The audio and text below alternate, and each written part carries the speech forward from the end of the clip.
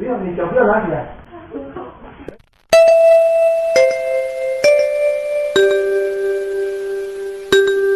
还有东西。摸它的时候，它现在开始会咬。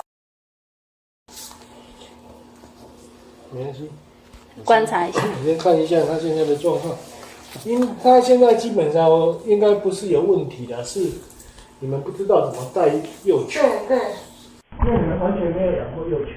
对。哦，所以说不懂。哦，不要，你脚不要拿起来。没有，他有去碰你的脚，我会帮你解决。啊，你不要怕。不要怕，然后再来。正常就好了。然后再来。你要把他脚都放着，他为什么一定会去找你？故意电嘛，对不对？有去找你，我们再来解决。我这个不要咬。来，不要。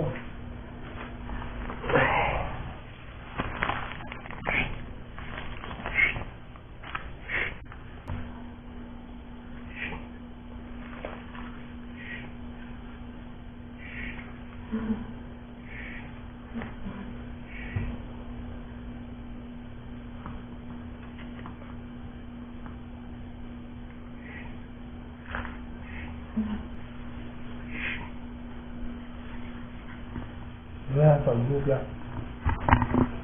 怎么样？我如果让他不咬这个东西，我让他知道，我希望你咬的是这个，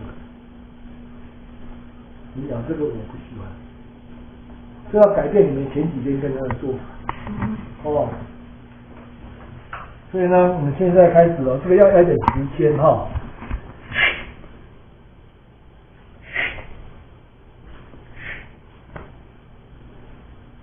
我妈妈在教她小狗的时候，就是我们说的那种方法，拒绝它。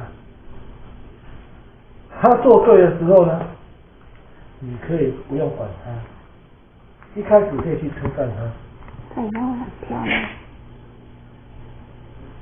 你要开始这两个东西，我就不让它咬。